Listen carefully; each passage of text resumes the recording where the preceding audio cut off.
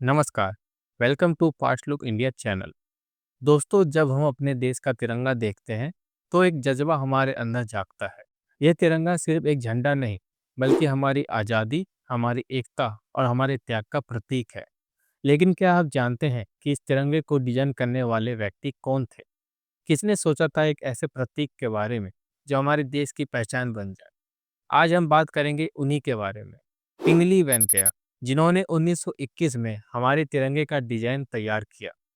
पिंगली वेंकैया जी का जन्म 2 अगस्त 1876 को आंध्र प्रदेश के एक पेड्डापुर गांव में हुआ था। वह एक सामाजिक कार्यकर्ता, शिक्षक और कृषि वैज्ञानिक थे, लेकिन उनका सबसे बड़ा योगदान हमारे देश की आज़ादी और एकता में था। वेंकैया जी ने अपनी जिंदगी भर भारत की आज़ादी के लिए अपना पूरी जान लगा दी थी। लेकिन उनकी सबसे बड़ी और पहचानी जाने वाली कला थी उनका डिजाइन किया गया तिरंगा, जो न सिर्फ हमारे देश की एकता का प्रतीक है, बल्कि हर भारतवासी के दिल में गौरव और सम्मान का एहसास जगाता है। जब 1919 में जलियांवाला बाग का हादसा हुआ, तब देश के अंदर एक नई ताकत थी। आज़ादी की आवाज़ हर जगह सुनाई देने लगी थी। हर शहर, हर गांव में एक ही जज्बा था, स्वराज्य की लड़ाई। इस लड़ाई में पिंगली वेंकैया जी भी अपने आप को शामिल कर रहे थे। उन्होंने महसूस किया कि देश को अपनी एक पहचान की जरूरत है, एक ऐसे प्रतीक की जो हमारे देश की एकता और वीरता को दर्शाए। वेंकैया जी ने अपनी शुरुआत में एक ऐसा फ्लैग का डिजाइन तैयार किया जिसमें दो रंग थे, लाल और हरा।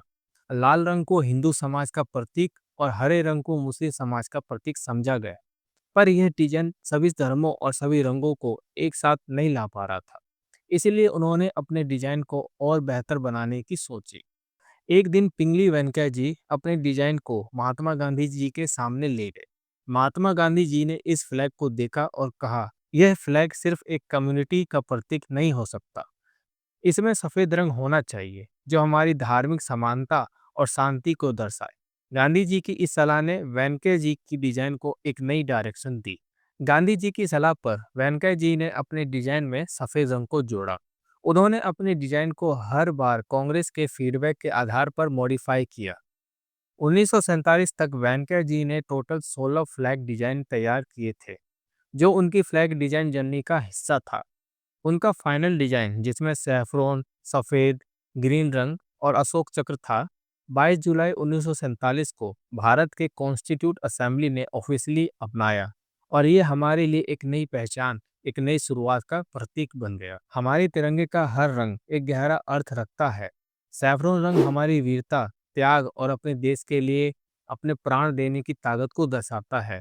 सफ़ेद रंग हमारे देश की शांति और धार्मिक समानता का प्रतीक है, जो हमारे सभी धर्मों और रंगों के लोगों की एकता को दर्शाता है। हरा रंग हमारी कृषि और सामाजिक समृद्धि का प्रतीक है।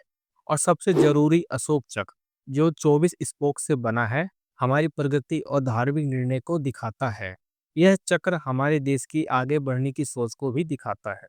15 अगस्त 1947 को जब हमारा राष्ट्रीय झंडा लहराया, वेंकैया जी का सपना सच हो गया। उनका डिजाइन, उनकी मेहनत, उनका त्याग, सब कुछ उस झंडे में छुप गया। उस फ्लैग में उन्होंने अपनी जान लगा दी थी, लेकिन जब ये फ्लैग लहराया तो उन्हें वो सम्मान नहीं मिला जिसके वो हकदार थे। पिंगली वेंकैया जी की मौत 1963 में विजयवाड़ा में हुई थी। भारत के लिए उनकी इतनी बड़ी कंट्रीब्यूशन के बावजूद उन्होंने अपनी जिंदगी गरीबी में गुजारी और एक छोटी सी झोपड़ी में अपनी अंतिम सांस ली। उनके योगदान को याद रखते हुए 2009 में उनकी याद में एक पोस्टेज स्टैम्प जारी किया गया, लेकिन उन्हें वो सम्मान नहीं मिला जिसके वो हकदार थे। उस समय उनका नाम कभी फ्रीडम फाइटर की लिस्ट में नहीं आया था। और आज भी कुछ ही लोग होंगे जिनको पिंगली वेंकैया जी के कंट्रीब्यूशन के बारे में पता हो। पिंगली वेंकैया जी को शायद जितना सम्मान मिलना चाहिए था उतना नहीं मिला, लेकिन उनका योगदान कभी नहीं भुलाया जाएगा। उन्होंने अपने देश के लिए जो दिया उसका कोई हिसाब नहीं, उनका नाम हमेशा याद रखा जाएगा। तो दोस्तों, पिंगली वेंकैया जी की कहानी हमारे लिए एक प्रेरणा है। उन्होंने अपने सपने को सच कर दिखाया। अगर आपको यह वीडियो पसंद आया हो तो कृपया लाइक करें, शेयर करें और हमारे चैनल को सब्सक्राइब करें। अगर आपको और भी ऐसे हिस्ट्री रिलेटेड वीडियो देखने हैं तो हमें कमेंट सेक्शन में बताएं। मिलते हैं नेक्स्ट वीडियो में, तब तक के लिए जय हिंद, जय भारत।